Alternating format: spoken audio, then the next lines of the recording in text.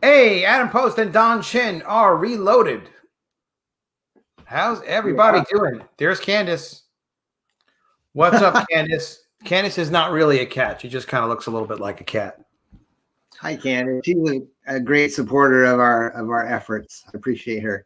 Awesome. Yeah, I see you're making the rounds. That's fantastic. People are getting to know X-Farce Reloaded, and you're kind of getting the swing of how this crowdfunding is going. Is this the first book you're crowdfunding? This is the very first one, Adam. It's like a whole new frontier compared to our old 80s and 90s. The old 80s and 90s game was definitely different than this one. Yeah. Right? So you come up with an idea for a book, and people are like, why do you really want to do this book? Like, I thought it'd be a good book. Kind of commercial, a good idea.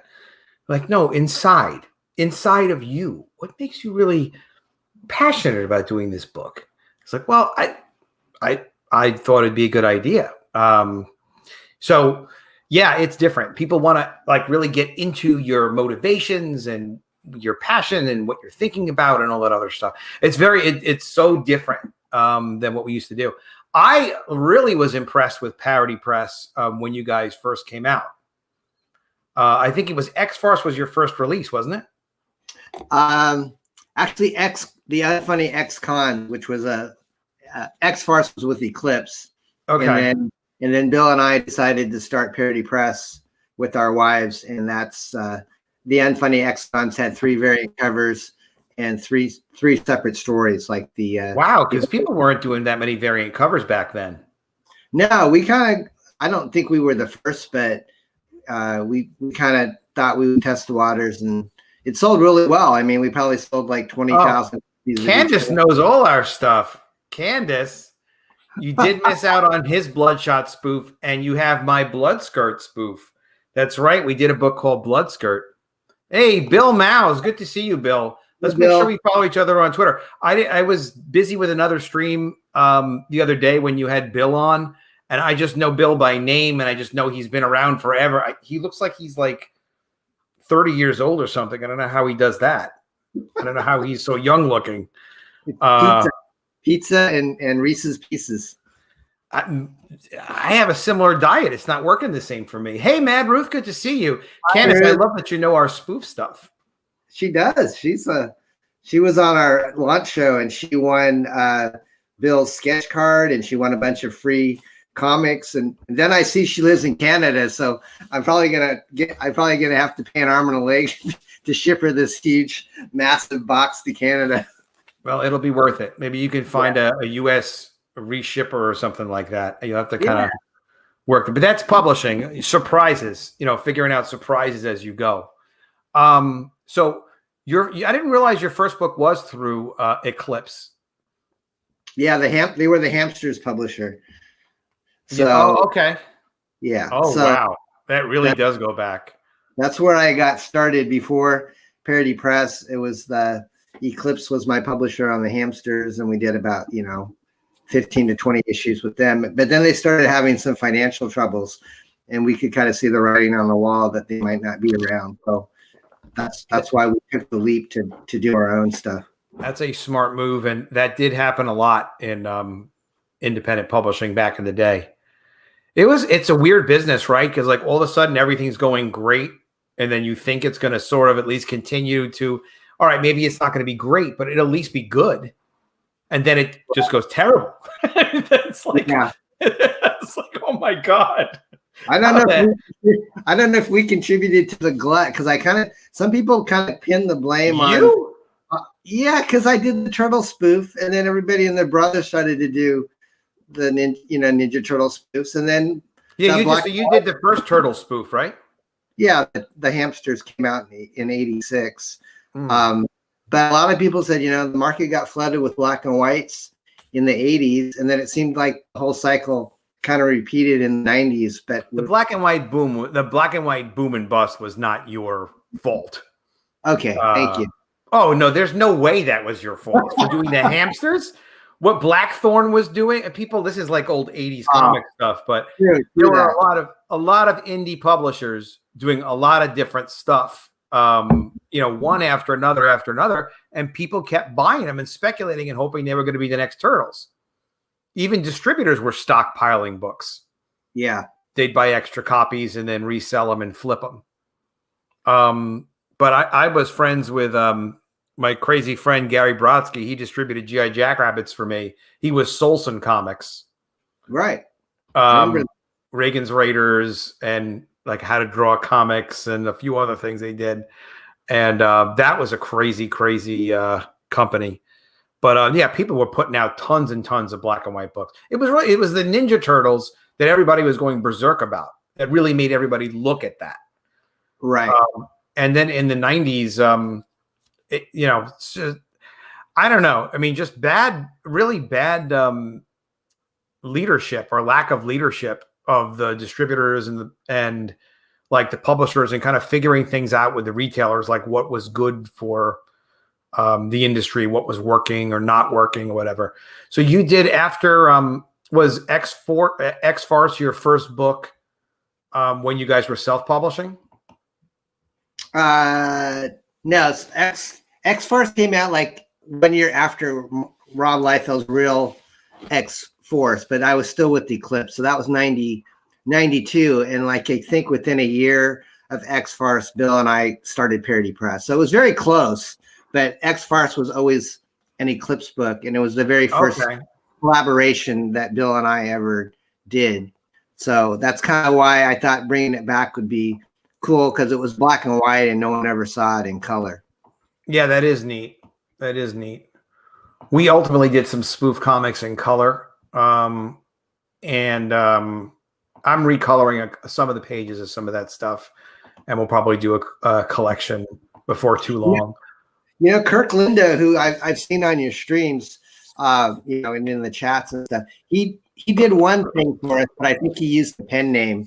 It was like we did like a Magnus Robot Fighter parody, and I think we called it Magnets Dismantler, and he went by a different name back then. I remember his style. I really liked his black and white work. Yeah, I was going to have him on tonight with us, but we could do like a black and white publisher stream, because after he worked with me, he went on and started Brainstorm Comics, and he's been self-publishing for years after. And it is fun to talk about the publishing stuff and some of that 90s stuff. But I know that also you have another stream after this stream too. So I was like, all right, better not do that. We'll just do like a focused X-Farce and get to talk about the project. And then we can do it another night. But yeah, Kirk is great people, and we're friends to this day, and we still talk publishing and stuff like that. And he's doing a lot with digital with his old catalog too. And so Parody Press, is that Bill, or who is the Parody Press account that's floating around on Twitter? I started it, but Bill is, the way that we worked it was that, I got out of comics in the 90s to pursue a real estate career, and I'm still a real estate broker to this day. But I've always, my passion to do comics has always been there. But the last project we ever worked on was like back in 2007. So I've been kind of out of it for like 13 years. And when I got out of it in the 90s, my wife and I basically said, Bill, you run with it. The ball is yours. So Parody Press, the imprint, is actually owned by Bill, but I'm on title as co-publisher on this book and, editor. And so is Bill Parody Press on Twitter, that account? No, that's me. Oh, that's you. I was like, oh, that guy's a really nice guy. Like, oh, that's you, of course. I started that just because I figured Bill doesn't really tweet that much, and I think he's really busy drawing. I mean, that's kind of his, that's his zone. I want to meet him sometime. I've admired his stuff for a long time, ever since you guys are doing it. Yeah, I mean, this X-Farce was a big book. I don't know why, maybe I'm remembering this wrong, but didn't you guys sell like 80 or 100,000 copies of that? Bill maybe knows some different number. I just kind of thought it was around 70, or it could have been more. It was supposed to have a Todd McFarlane cover, but he backed out at the last minute. I'm not exactly sure why, but it was advertised in the catalogs. Oh, really? As a Todd McFarlane cover? I don't think anybody really complained once they got the book. I think the book sold it sold pretty well. And we never did a sequel, but you know, kind of the rule of thumb is you don't want to get on Marvel's bad side. And we actually had a cease and desist letter from them on the Punisher spoofs that we did with. Oh, really? Yeah, we did like about 2 or 3, and I think by the time they saw me soliciting that third one, they kind of politely told me to knock it off. Yeah, doing usually one is fine. If you do, you know, more than one parody with a continuing character, then supposedly that's a no-no. Yeah, we definitely violated that with our Spider-Man parody, but I don't know how close our stuff really was. This is very close, like in terms of being parody. I mean, it looks like Cable, and you know, you can see their characters. Yeah, it's the idea. It's a parody. So Bill drew that image you just scrolled through. That was him redrawing the 1992 X-Farce cover back in 2020. So that's brand image. It's based on the original 1992 Eclipse comic book. Nice work, Bill. All right, and then on the interiors, yeah. So you have that newsprint look. So this is just some of the pages, or what are we looking at? What's so the 48 pages in the book, it's, you know, no ads. It's 7 different stories of X-Men spoof. So the first spoof we have is a 10-page X-Cons The Beginning, which is kind of a Lee and Kirby send off. And that page that you just looked at with the Browning, that was the original content was in the first Parody Press X-Cons book, but it was never in color. So we had Delphin Merrill, who's worked with me off and on, and we asked him to try to make it look like it's like from the 60s with a muted color palette. And then he said, well, why don't I just even throw in this aging effect on it as well? And I saw it and I loved it because it felt like a comic that's been in your attic, you know, for 40 years. Yeah, I just had Andy Smith on last night with his project First Man, and he's doing like a Hostess ad in there, and it looks kind of similar, you know, a newsprint effect, which is really, really cool. Yeah, he did a great job. I don't think we ever worked together, me and Delphine, but I know him from Facebook. But by definition, we probably did work together then. Cool. So you've got 7 different stories. You've got a Deadpool parody called Cesspool. Yeah, Cesspool was in the original X-Farce, and back in ¡92, he was just kind of becoming, you know, one of the fan favorite characters. But, you know, we had no idea that, you know, with all the movies that Ryan Reynolds did, that he's a huge fan sensation. So in the unlikely event we hit 50,000 in backing, Adam, my thought was to have a Cesspool whoopee cushion as a stretch goal. That's a good idea. Yeah, that's a very cool idea. Yeah, so I always thought that would be funny because he's, you know, he stinks. So that little page that you see there right after Cesspool, that little snippet of painted artwork, that's kind of our take on the New Mutants. The cover, the back cover will be the New Mutants, which is further on in our campaign page. But that's just a little clip of, I don't know if you saw the movie or you know the New Mutants, but there's a character called Wolfsbane. And it's a Scottish girl that can turn into a wolf. So my take on it was Wolfsbane, and it's WOOF, and she turns into a yapping Scottish terrier. Cute. Very cute. Yeah, it is. We do like crack ourselves up with this stuff. It is funny. Mike Barron wrote another one of these stories. Yeah, we have a brand new Mike Barron story, a 3-page What If Professor X had to have auditions because the member named Hunger James ate himself. So that's Mike's take on open auditions for the X-Cons. And a guy named Ted Hellard was the illustrator on that, and Delphin also colored this. So Delphin kind of had the job of coloring 48 pages from making it look like it was different eras. So the Liefeld one, the X-Farce one, has all the garish 90s, you know, Photoshop palette that opened up doors for everyone. And then we've got, you know, more of the modern day color. He did a great job. I didn't know he was this good, to be honest. I mean, I talked to him, and I don't know. I'll have to catch up with him. Yeah, he did beautiful work. Actually, he needs work right now. He just got he got some unfortunate news. So if you you got some work, I'll connect you with him because I really liked Elfman and he puts the effort in. Kurt Hathaway? Yeah, you know Kurt? I know, I recognize the name. He did a lot of image.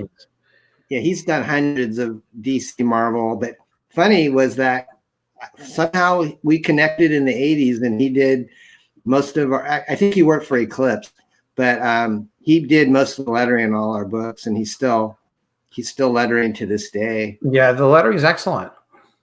Yeah, he's really good. And he actually inked the X-Con story, the one that looks like Jack Kirby and Stan Lee. Oh, yeah, that's great. It's really great work. Very cool. Yeah. A lot of people like these. So how many years did you guys do Parody Press for? I think we did it for about 5, like 92 until about 97. And then we kind of talked. I know you weren't, I think you asked me about Entity Comics. Entity came like about a year later when we wanted to do more of a superhero imprint. And that's when we started with Zen Intergalactic Ninja. That was kind of our flagship. Yeah, Entity. Zen almost blew up really, really big, huh? Yeah, it was kind of headed by Mark Friedman, the same guy that had the Turtles. Surge licensing. Yeah, Surge licensing. And so Zen was represented by Surge, and he had an Archie series before he came over to Entity, and then he was self-publishing, back in Maine before he got the Archie license. But so was it Mark's property? Mark owned it, or who owned it? Yeah, it was Steve Stern. Okay. Yeah, Steve Stern and Dan Cody, they still own it. I think Bill's actually doing new Zen work for Steve. So he's been, that character's been around since like the 70s. Bye, Candace. Good night. Night, Candace. Hi, Vaned. Is it Veiled? Vaned or Veilned? Vilened. I don't know. It's what I tend to have my own way of saying people's names anyway. And so for me, it's always thanks, Vilened. Yeah. Because Vilened is awesome with sharing stuff too. Critical Blast, that was the show I was just 70,000. Yeah, would have been big competition with Batman titles, but 70,000 of a black and white comic, you were actually making some money because I don't know what your 250 retail. Most of us were 250 or 295 at that point. So 250 retail, that's like a $70,000 invoice, and then less printing. Yeah, printing's not a problem at that price. I mean, maybe $5 or $6 grand.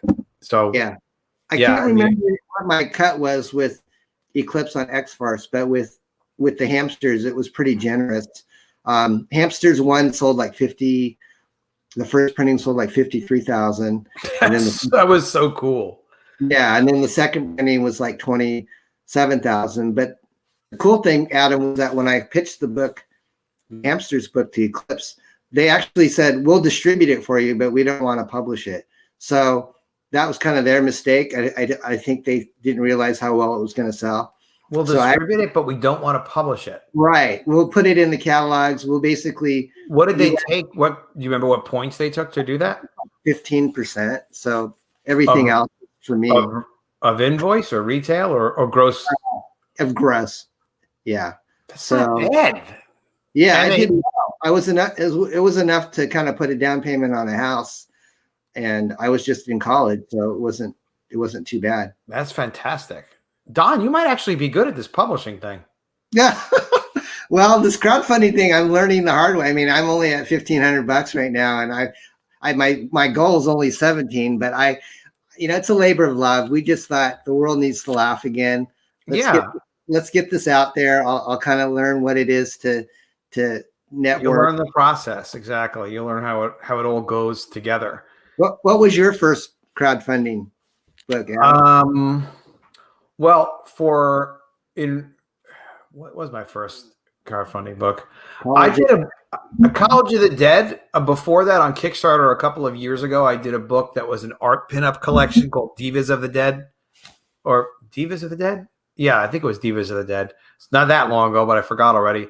But that did like $2,500, which, with no social media following, just people liked the concept. And then College of the Dead I did after that here on Indiegogo. and that one did about 10,000. But initially, it only did 5,300 after 60 days. And also, like, you didn't have a platform, didn't have social media following, so it really it takes some time to build up the momentum on these things. But people tend to they like whatever you're passionate about, but people also like to get invested in the characters. So if you or if maybe you and I work on this together, we'll create something new, and even if it's because the difference between Black Belt Hamsters and X-Farce is, those are your characters. It is a takeoff, but it is your thing. Yeah, I would have loved to do a G.I. Jackrabbits one with you, but Dynamite has the license, and it's kind of up in the air right now. I wish they would. I wish Nick and Ethan could mend their ways. I was really excited about this 40-page one shot that we were going to do. That would have been amazing. Well, G.I. Jackrabbits we could always do. Yeah, people are asking me about G.I. Jackrabbits. They're on me about that. And I did complete a new script on it, and it's very good by Professor Geek. But, you have to kind of pick the projects. It's like, all right, well, which project are we going to work on right now? All right, so this is the Newt Mutants. Yeah, that's by Thad Rhodes. He's a kind of more of a painter, illustrator type artist. He's a friend of Bill Mouse's, and they've worked on Nera X and Heavy Metal Magazine. And yeah, that's nice. Yeah, he has this kind of really photorealistic. He works big, like 22 by 30. So we actually have the artwork. This back cover is for sale for $1,000, and his interior pages will probably be like 600. But honestly, I think it's a bargain because not very many people do painted covers. Yeah, no, that's not a high price. That's damn nice. Wow, look at this black and white art. This is a really nice looking book. Thank you. That's Mark Lewis, who did, he did that page back in the 90s. And Mark, when I saw his portfolio, I said, this guy looks like he could really do good retro style stuff. So we picked him to do the Lee and Kirby era one. And then after that, he was really good. He actually got a book published by Image called Bug Boy.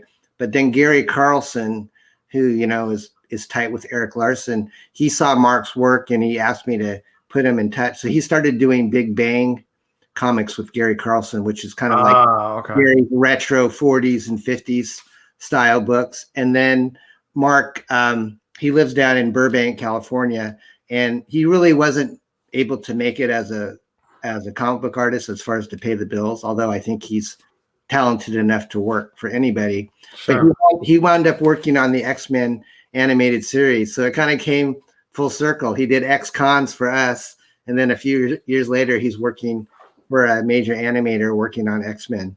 Oh, that's crazy. That is crazy. Yeah, we had a studio, and we hired somebody out of Marvel's internship studio that came to work for us, and then they eventually were so damn good they got hired back directly into Marvel at a pretty decent page rate. So the cycle does just go like that. Yeah. Did you ever work with somebody that just kind of went into the stratosphere after they kind of got their feet wet with you? I think a couple guys have had pretty good careers. One of them, Adam Polino, wound up on X-Men. Oh, wow. I remember he did Chromium Man. Yeah, exactly. He did Chromium Man for us. And after 4 issues, Jim Shooter stole him away for Defiant, for his Defiant company. I remember that. Yeah, for Charlemagne.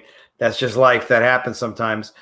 And then I think he went on to do X-Men and a couple of other things. Hey, it's Eric. Hey, Eric.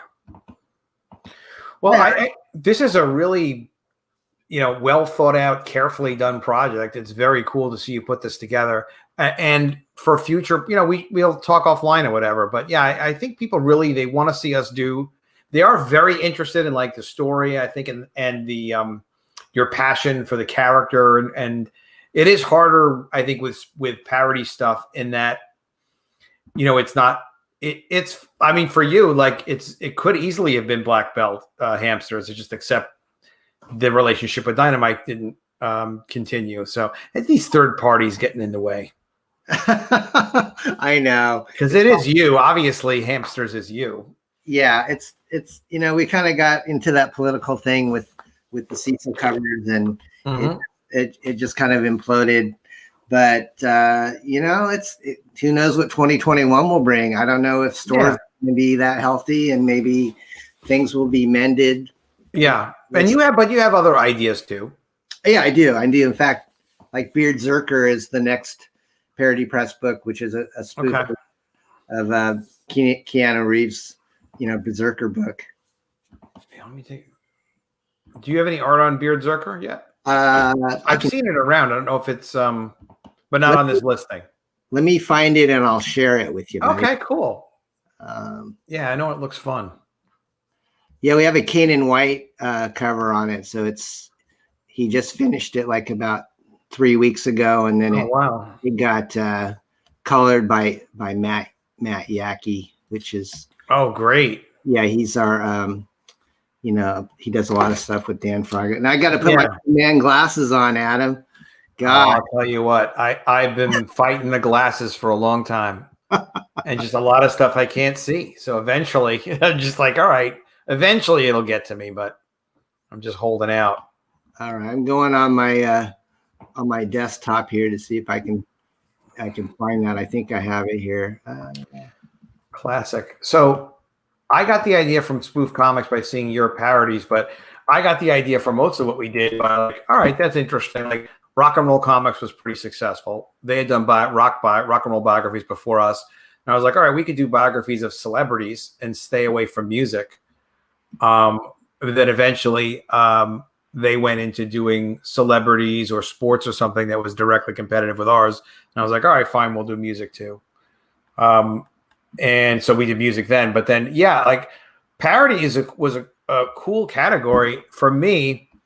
I saw Adam Hughes's portfolio. Kirk and I were in New York City, and Adam Hughes had done a female Captain America. And I was just like, all right, a female Captain America. What a cool idea. Like that was groundbreaking at the time. So I was like, Kirk, just offer him a fortune to do a series of covers for us. And we just kept buying covers for as long as he did. And then everything was just a female parody. I saw that you were talking about that on one of your streams like last month, that you had enough for like a pinup book or Dare Babe, or what was it? Dare. We have Dare Dame that Adam. Dare Dame, there you go. Adam did the cover of Dare Dame. The interiors of Dare Dame we did in our studio by this guy Dom Carolla, who had a pretty good career after he went on from us. But his interiors, we're coloring that. It's almost finished, and the first 10 pages of Spider Femme, which was very cool, and Kirk inked that, and the Fred Hembeck interiors, because for spoof stuff, like Fred Hembeck he's the man. Like he did it for Marvel, and boy, do those color up beautiful. So yeah, that's like 99% done. And then we actually remastered all of the Adam Hughes covers, going from he colored almost all of them. But it's old coloring style. So we've done like an updated digital color that looks like, really badass. So it's like an Adam Hughes collector will definitely want it. But I don't know exactly what we'll do, what the plan will be, because we might do as many as 4 covers or something. I like doing 4 covers, but 7 covers may be too many. But start off with 3 or 4, and then maybe next time around we'll do some more. Bill Mouse is a huge Adam Hughes fan. Oh, yeah. Cool. I think we were blessed to do remember that character named Cinder? That was kind of a bad girl back in the 90s. Like, yeah, I think they asked us to do a crossover, and so did Helena. So we did a few Nera X spoofs, or not spoofs, but entity crossovers. And Adam Hughes drew a Cinder Nera X cover that. Oh, wow. Like mouthwatering, Yeah, everything the guy does is just like freaking great. At least most of what I've seen. Let me show you, see if I have one of them. This is his, is this going to work? I don't know if this is going to work. I don't know. Let me see. Learning this streaming stuff it's tough for our generation. You got to multitask and. Yeah, but you get used to it. You do get used to it. But initially, you really fumble around, and then you also feel funny about it. Like I don't feel like I think people understand. Like, all right, if you're gonna be watching Adam's thing, he's gonna fumble around a little bit. Like, oh, that boomer. Like, yeah, but I go relatively quickly. But here's the payoff. I'll just show you this real quick. I don't know if you can see that. Oh, yeah, yeah, that's his recolored, the recolored piece by him. And then because it was just coming out so good, we did a couple of color variants of it. So yeah, I mean, the guy was good. It still holds up, and this was like in 1990 something. 92. It looks beautiful. Ridiculous, right? Thanks, man. Yeah, so I think we'll do a few covers of that.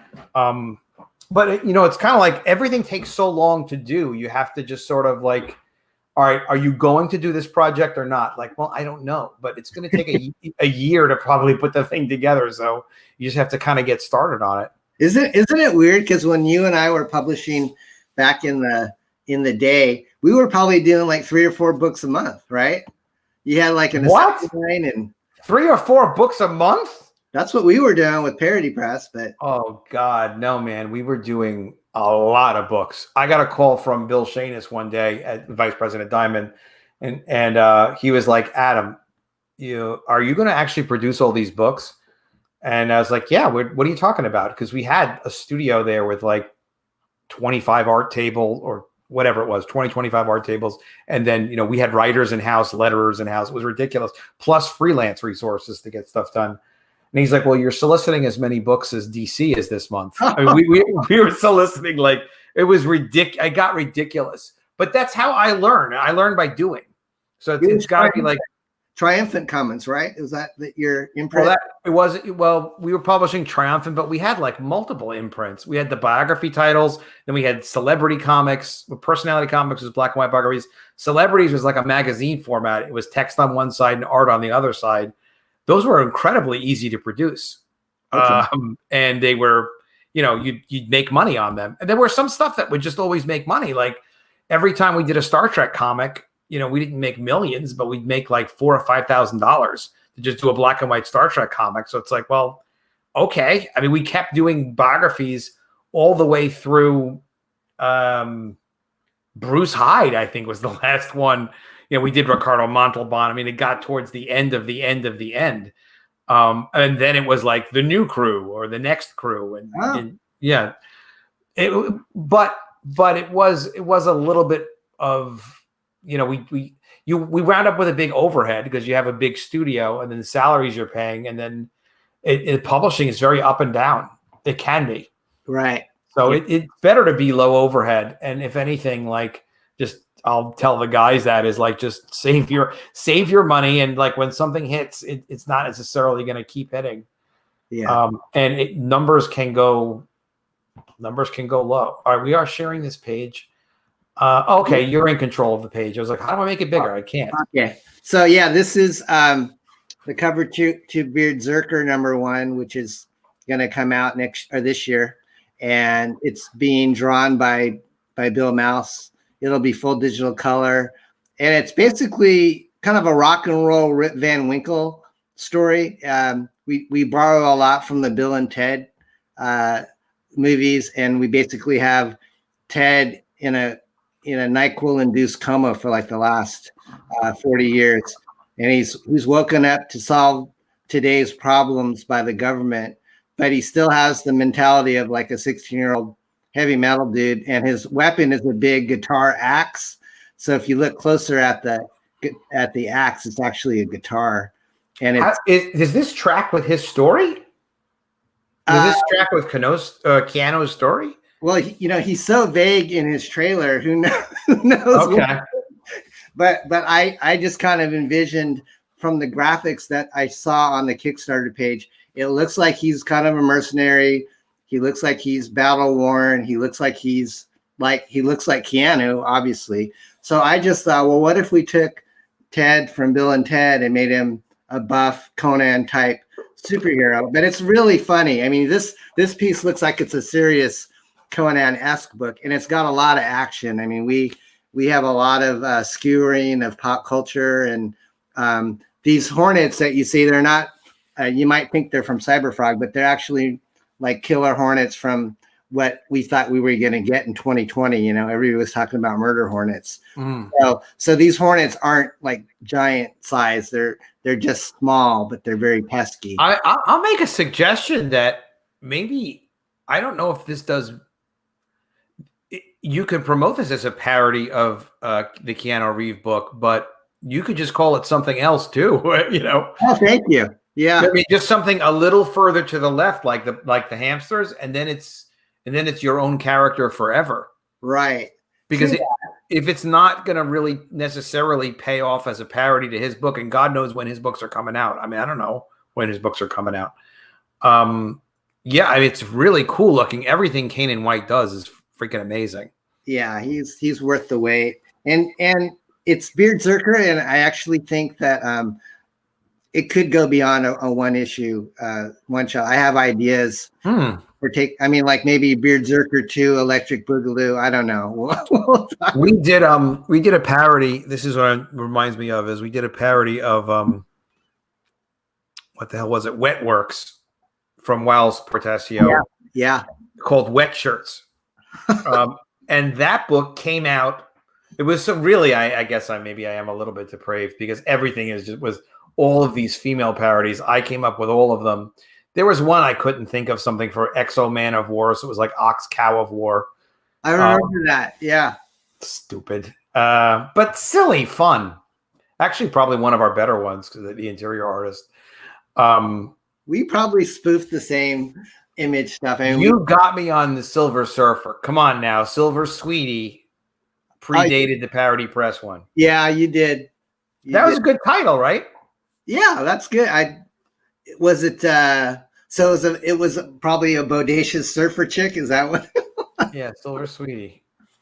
Those are probably on eBay, and they're probably did the cover. Yeah, they sell for good money. Oh, we recolored that cover too, because Kirk had the had really good originals or really good scans. I don't know how. Oh wait, you can't really see it because we're doing I forget it. Well, I'll show you another time. But yeah, it really came out pretty nice, and the interior artist on that one was pretty good. The booty will unite us, as Shane Davis says. Yeah, guys like girls, and they're supposed to, and that's a good thing. Yeah, I think this is really cool. Share this, see what Clint thinks of this too. I like it a lot. I think it's very cool. Yeah, Dom, we just have to get you like maybe 3 or 4 inches to the right or the left, wherever the position is, where it's like just far enough away from someone from other. It could be inspired by, but if you have another radioactive black belt hamsters in you. You know, Dynamite's not writing checks for things that they don't think is valuable. Right. You know, they think that they could spin IP out of that. That's why they wanted that. Obviously, It wasn't because it sold big in the 80s. It's because it's got value now. You know, and it does. Oh, and who did the geriatric gerbils? That wasn't you. That someone parodied you, right? Yeah. I mean, there was the gerbils, preteen kung fu, dirty jean kangaroos. What else was there? Even Marvel did like power pachyderms. You remember that? Oh yeah, they did. And I wonder if Spider-Ham would have come along if we didn't do what we did. I was shocked when we did G.I. Jackrabbits that no one else had done an animal parody of G.I. Joe, because there were so many there were a lot of animal parodies flying around. I don't know how early you were. Probably very early in that. The Ninja Turtles were the originators, right? But I remember as a kid, I was 15 or whatever at the time, and I was like, "How is there no G.I. Joe animal parody? I'll have to do that." That was my G.I. Jackrabbits. Yeah, I guess I got to redo G.I. Maybe Bill will draw it. What was your biggest seller for either spoof or personality or triumph? You know what's funny? Our biggest seller was a book that was a very low budget book that I did not expect to sell copies of. It was our Athletic, I think it was Athletic Comics was the imprint. It was like another sports imprint that we created. And it was Celebrity Comics format, which was magazine, basically. It was text on one side and a pinup on the other. You really couldn't get much cheaper than that. We were printing in Texas with our old friends, Brenner. Yeah. Yep. And yeah, I mean, you could do books that way too, that were like color, but black and white on one side, color on another, so that you were doing it 4/1 instead of 4/4, if you know what I mean. You're printing black on one side and color on the other. It was actually cheaper, so you can control costs a little bit. And so, yeah, it was Shaquille O'Neal #1, Athletic Comics.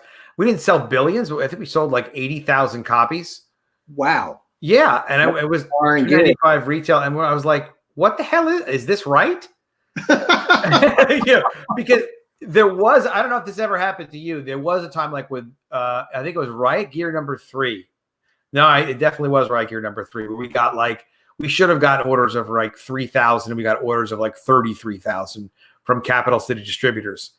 And I did actually call them, and I was like, "Do you want 33,000 of these? Is that really correct? Because doesn't seem right here."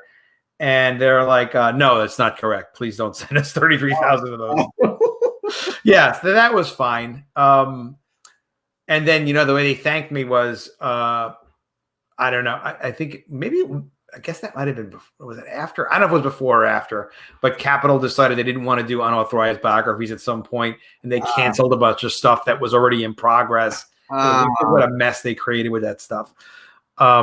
But yeah, I think it was 80,000 copies. And then we did pretty good on the Triumphants. Those had the print runs right on them, so everybody kind of knew what we were selling. Oh, that's right. You had new numbered. That was kind of a unique collectible thing. Now, was Chromium Man, I think, were Chromium covers coming out at that time, or did you just come up with that because it sounded like a cool chemical? Or both? Chromium covers were being done at that time, and I was like, all right, how about Chromium Man? And then I think Kirk was the one that had said, like, well, call him the Chromium Man or something like that.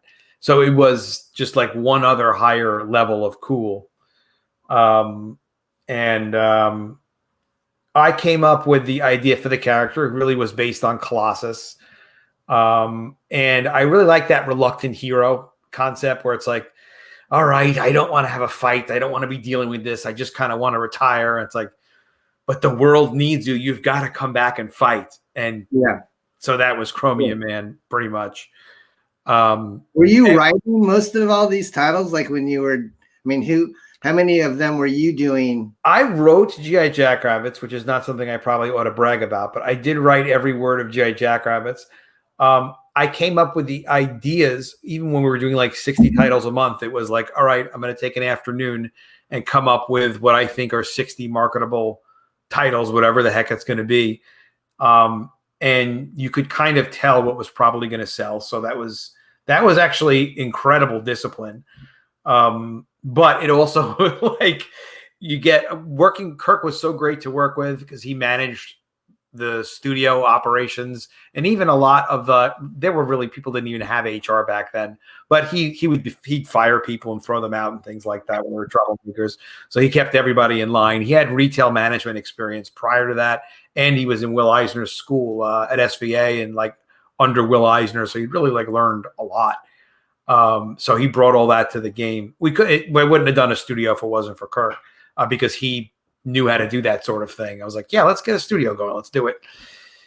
Anything I could come up with like that, Kirk would be like, all right, cool. Let's figure it out. I just found out the other day that one of the guys in the studio, I had him on yesterday, Chris Rinkowitz, was telling me last night. He's like, well, I used to take pages home and ink them at night when I was in the studio, like for extra money. And I was like, really? I didn't even know we did that. He's like, yeah. Like, so that's how well things ran with Kirk. Yeah, Flipping Through has a signed copy of G.I. Jackrabbits. He sent it to me. Yeah, there'll be new G.I. Jackrabbits. Maybe I'll collaborate with Don on it. I don't need inspiration. Yeah, Chromium. I was gonna pull out our Bloodshots. I think I can find it over here. Yeah, if it's easy to find, grab it up. Yeah, my Bloodshot spoof was Blood Skirt. That movie, I saw that movie. It really wasn't that fantastic. Bloodshot really wasn't that fantastic. The Vin Diesel remake they just did. Yeah, have you seen it? I just saw it advertised, and it was. Oh, yours was pretty good. Yeah, they were wanting full like theater price for it. I didn't think it was. I was No, that. it's not worth it. Yeah, we did a Bloodshot spoof called. Oh, you did foil. We did foil. We didn't do chromium, but we did a few chromiums with Entity like Zen, Aster, and Nera X. We had a month. Oh, I remember Nera X. Yeah, we did 3. That was Bill's baby. It was Nera X, and he's still self-publishing Nera to this day. Oh, really? Yeah, he's crowdfunding on Kickstarter, and he's working on actually a zombie cheerleaders one. So he'd probably do you good on something if you wanted him to draw. Okay, yeah, I gotta connect with him. I remember seeing his name around all the time, and a lot of his work, and I saw a lot of it. I'm sure I was looking at a lot of the stuff you guys were doing. Although for me, it was like, all right, parody. Blood skirt, Dan's asking. Oh God, Dan. Yeah, I shouldn't have said anything. Dan, I'll show you what it is. Do you still have any of these back issues? Are they all? I don't have inventory on them, but I have copies and I have scans of all of it because it really should all be available digitally. Because I mean, this stuff could have been selling for the last several years. Because parody stuff, it does sell, and people are completists, and they kind of like to see what's all right. Add to stream. That's blood skirt. The blood is on her chest. I don't think I ever read that. Pap Spear Woman. Well, because it doesn't sound like blood. Blood shot, whatever that. Oh, hey, it's Adam Post, and I have a costume on. I think Adam got lost in. Maybe he didn't pay his internet, but there you are. Yeah, no, I went back instead of front, and that's what happens. You go back instead of front. I got a little petrified. There's a lot of fun stuff.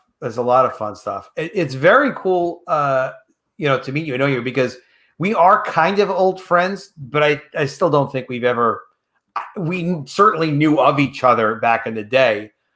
But I bet you were at different cons that I kind of remember you, but I don't think we ever got to shake hands or anything. My hair was longer back then, I'm sure. Yeah, I remember that. You had a nice mane there, and but I'm sure we were at different, we'd go to New York and do cons. And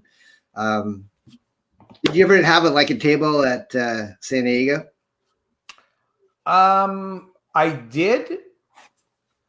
I think we did it once. I don't know if we ever displayed at San Diego. I can't remember really. I mean, at least once, but I think it might have been very early on. And then probably not since, but we did do, we did a bunch of New York related cons and stuff. And probably we did some New Jersey stuff too. Yeah. And so those were fun. Yeah. There was one year, I think in 92 or 93, there was a blizzard that completely shut down a con, and it was like frozen wasteland out there. And it was really kind of eerie and pretty at the same time. Yeah, I mean that's the life. Look, this is our con right now. Our con is, YouTube, and that's the way it is, and that's probably the way it's going to continue to be for a long time, and that's cool. Yeah. Oh, this is the. Did you get to see the Silver Sweetie? This is not a good version of this. I want to say thanks for someone who backed me. We're getting close to 1,500. Oh, thanks for backing Don. Yeah. We didn't even go over the tiers. It moved up a little bit, so let's go over the tiers, and then I should let you go because you're going to do Clint in 8 minutes. Yeah, he said it's casual. I can just pop in, so it's not right at the top of the hour. Where the heck is this book now? All right, got to pull it up again. Do a little bit of a boomer thing. Yeah, let's go over the tiers and take a look. That's kind of the point. I don't know. I'm just socializing. I'm having a good time with Don. Comics is great, isn't it? It is great. I mean, it just brings out the inner creative child in us. And when you get that physical copy in your hand that you put blood, sweat, and tears in. I used to love to get the printer copies in of the books. It would just be all right, great. Here's 5 copies sent overnight or whatever of whatever the new book is. And they're just in, and it's fun. And all right, let's make more books. And we just keep making more books. Parody Press returns with a full color 48-page extravaganza spoofing or parodying or spoofing X-Force and X-Men. I like the covers. These books are really being carefully done. I think Don is producing stuff at a high level, and I think we're going to see some other interesting projects out of Don before we all realize it. So it's just cool. Don, you've been very successful in a tough market. Independent publishing is not like an easy game, and you definitely made it work, and you were a player everywhere where it mattered. So it's going to be interesting to see what other projects you do. Thanks. All 3 X-Farce cover variants, $75. That's the featured tier. That's the one to really focus on. That's a great featured tier price point. X-Farce #1 tribute cover. It's a tribute because it's a homage to the original Eclipse 1992. An homage to Rob Liefeld. That's kind of a parody in itself because of homage. Yeah. Unfunny X-Cons #1A variant cover. Yep, that's the one by Mark Lewis, who also worked on X-Men, the animated series, and it even comes looking all tattered and with little blemishes and stuff on the cover. It's a beautiful retro cover. Thank you. Rob Willis and his dog. Yeah, Rob Willis. Someone said you should have a Rob Willis cover, and then when it actually comes out, just print Rob Willis's photo on the cover. Oh, that would be a great parody. Him and his dog. Well, to be honest, guys, if we don't do better than 1 or 2 copies, that might be what you get. So let's we got to make the budget. This is the one thing the kids don't get, but the kids do understand. Like, the books have to be great. When I say kids, I just mean people that are a year or 2 older than me, or like a year or 2 younger than me. But no, it's like you do have to make the numbers work. You have to have such discipline in this stuff. But the quality's got to be amazing. So that's always the trade-off. Right. Everything I'm looking at of yours, you're producing at a really high level. It's really great looking stuff. Thank you. And Rob Willis, if he really is doing a cover for you, is going to retweet you and help promote you. And so is Kanan, I'm sure. Yeah. Cool. Parody Press Comics Vault Pack. Yeah. Why is that? I decided, I looked in my garage and I had a good long box full of the old stuff. And I don't need to have, 5 or 6 copies of each one of these. I'm just like you. I'm satisfied if I have 1 or 2 or maybe 1 to show to my grandkids. So I figured, why don't I just offer kind of a variety pack of the 1990s? Cool. Stuff. So it's kind of a random assortment of different parody books, and everything in our campaign is signed free of charge. Oh, very nice. Yeah. I think it was Billy Tucci on his books offers it in each of the tiers as you select the items. If you want it to be signed or unsigned, there's a drop-down option. I copied that. I saw that on his. Oh, he's so brilliant. That was really brilliant. So I'm like, oh, wow, I got to do that next time. Because I'm still just keeping track of like, all right, I told Don I was going to sign the Mermaids for him. And this other guy, Steve, and I have a list, but still, it's like, it's not the way to do it. Yeah, you're doing it the right way. X-Farce Reloaded #1 6-pack. Yeah, I just thought, I've seen other creators kind of have a multiple, more than, 2 copies. So I just thought, why don't I just test the waters and see if people like it. If they'll get any, and so and any of these tiers, if you decide like, all right, I don't really want this tier anymore, I want to do a new tier, you can hide tiers, you can delete tiers, as long as people haven't backed it. So you can experiment with whatever you want, such as a lunchbox, which is very cool. I want to see what that is. All right, retailer pack. Yeah, I have no idea what retailers are doing. Have you done any type of retailer thing for any of your campaigns? I tried retailer for College of the Dead book 1, but I think the thing is for the retailer stuff, if there's consumer awareness, and like with Ethan's got such a social media blow up, and a lot of people talking about Ethan Van Sciver this, Ethan Van Sciver that, Cyberfrog this or that, they're going to get asked for it, for retailers. And there's always going to be like some active demand for whatever he's doing. So I think it's a little easier easier for him. So for me, I was just like, all right, I don't know. I mean, I don't know how the numbers work well for retailer unless they have demand for it. But who knows? Maybe. I mean, your covers are great. Yeah, I just wasn't sure what kind of price point that they'd be expecting, and I don't know if I might keep that tier or if I'll lower the price to maybe attract more dealers because it's I don't know if you're going to get any dealer. I mean, who the hell knows? You never know. Lunchbox is really cool looking, by the way. Thank you. Lunchbox. But yeah, I don't know. You may do none, or you might find 3, or you may get 10. It's sort of like you just kind of don't know until you get in the game and see what resonates. X-Farce Reloaded Lunchbox. I have great jealousy. I want to make a lunchbox. The Colossal. If you scroll down a little bit more, Adam, it'll show you what you get for the 200. I'll tell you when to stop. Okay. It'll have the lunchbox kind of predominantly on there. And for the most part, everything else on the original art. Okay. The original art tiers, and anywhere from like $300 all the way up to $1,500 for. Oh wow! For a good deal. Original art. You should show.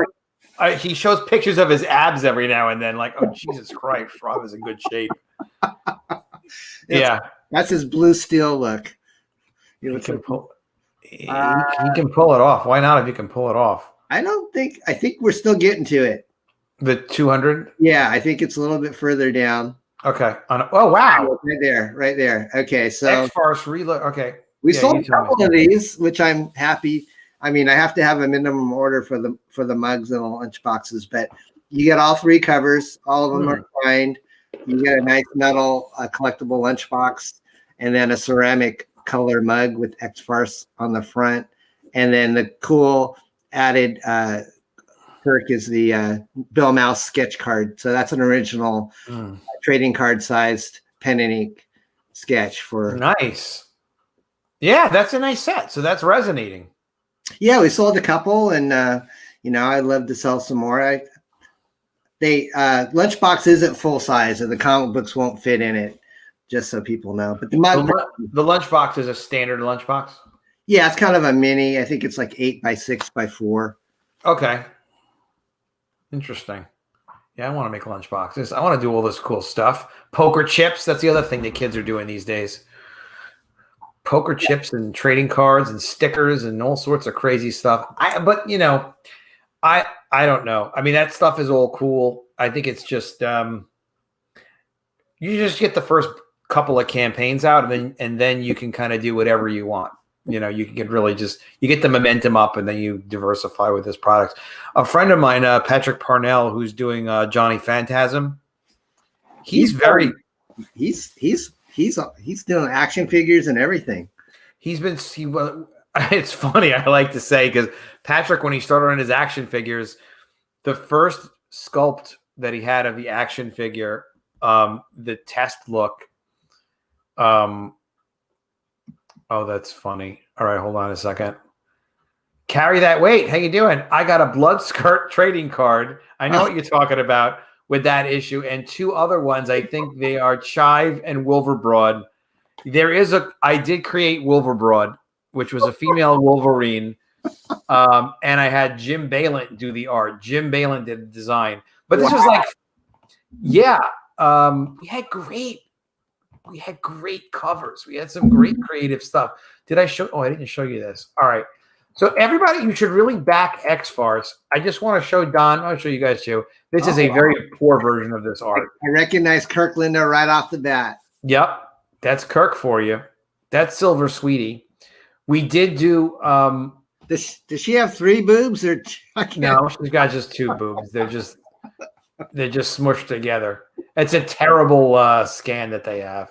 It was just recolored. I don't have this stuff handy. I guess you know what? We'll have to spend some time messing around with this stuff. Did you write this one? I came up with the idea for it. Okay. To be honest, I probably never even read this one. Because we were not publishing 3 books a month. We were publishing. We did an Image Comics spoof month where we did like 5 or 6 Image one shots or something like that. And the thing is, you don't know there's no way to know like what you can produce or what will sell, until you kind of do it.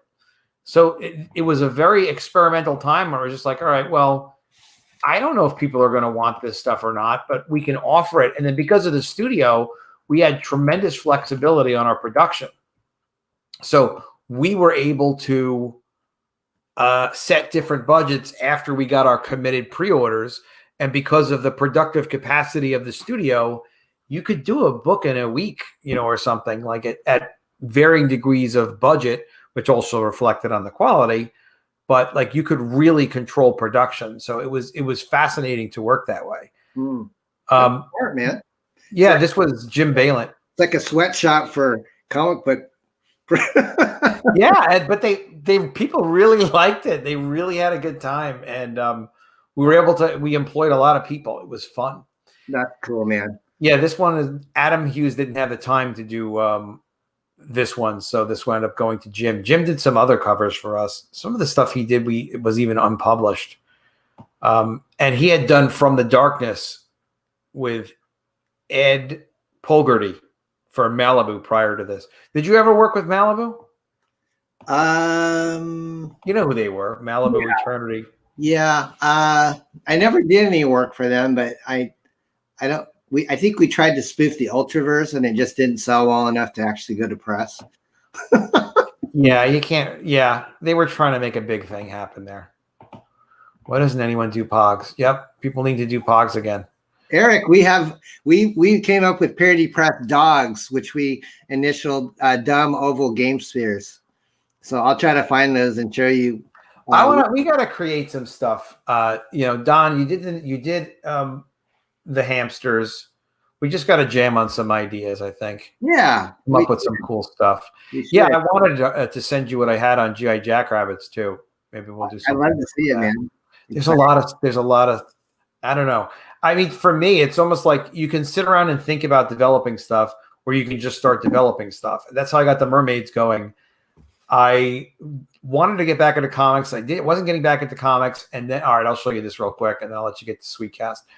I know you're not pushing, but he has kids. He can't stay up too late. Oh, Clint. I love Clint. Everybody loves Clint. He's such a great guy. Your crowd has pushed me up like over 1,500. Thank you, guys. What? Oh, did we? Yeah. Thanks for the support. I'm at 92% of my 17. Stop spending all this money on Don. Back the Mermaids. No, you guys already did. Only kidding.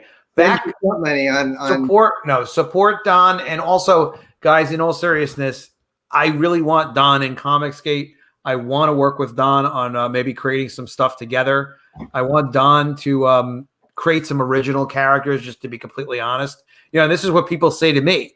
They're like, Adam, enough with the mermaids, enough with zombies. Like, give us a cool character that you're really, really passionate about.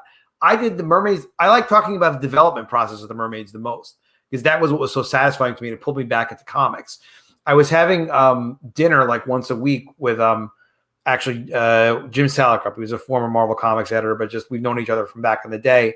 And he's like, you should get back into comics, get back into comics. I was like, well, Jim, I was throwing around a couple of ideas. I wanted to do Game of Thrones, but like with mermaids, because I was working on another mermaid project a few years earlier. It was cool, but I just didn't move forward with it. And Jim was like, hey, go for it. I'll help you. I'll connect you with a writer. You could develop it with her. Long story short, to get started, and the first part of the idea was just, all right, I'd like to do Game of Thrones, but with mermaids. And why mermaids? Because if it's an underwater fantasy setting, it's a similar premise, but it's also different. It adds in, that fantasy supernatural aspect of they're not human beings, but they're appealing as human beings, and they can interact as human beings, but you can do all sorts of other cool visuals and have mermaid related story stuff as well. Yeah. So we started getting into it. So how did we come up with the mermaids? I hired an artist on Facebook who I could already see could do cool designs and drawings of fairy characters. Those are beautiful. I mean, those are print worthy. I appreciate that. Yeah, I do want to make prints of these. But the reason I haven't gotten into doing that is every time you're a publisher, so you know this stuff. Every time we go into a new format. So people have also said well, look, of these black and whites, you should really think about doing a coloring book.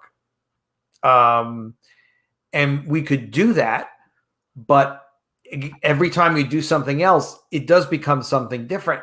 I've gotten some nice support on the mermaids for the comic, but I mean, I don't know, really, people really want coloring books. I'm going to start making mermaid coloring. I mean, we could make mermaid coloring books, but each of these things are different things. So you're jumping another hurdle, like in terms of the production and the focus, and it starts becoming a distraction. But so yeah, thanks. Jerry did a beautiful job on these designs, and they were so nice that I was just like, all right, well, because this really just started with, all right, Jerry, I'm doing a Game of Thrones with mermaids. Give me a mermaid with daggers. And the rest was like Jerry's imagination in the visual presentation of the character. And he's the one that decided to do these Muka-esque backgrounds. Mm-hmm. Give me a mermaid with Sai. And then we would do one that was like hanging out with dolphins. And where is she? Do you own the original artwork, or does the artist get to keep that? I bought all of these originals from him. I love them. Yeah. I didn't offer any of them on any of the tiers because I don't know. I mean, I would love to sell stuff and bring in money, but I don't know what I would charge that I would feel good about parting with it. Yeah. I mean, you want to do it for the campaign, but then I don't know. I bought he did 30 or so of these illustrations for me. Wow. Yeah. So I'm like, I kind of want to hang on to it. That's fine. I mean, it's your baby. So it is a funny feel. Isn't it weird though? It's like, well, but I did produce them in mind of like, look, we could probably recoup some of the production cost by reselling originals.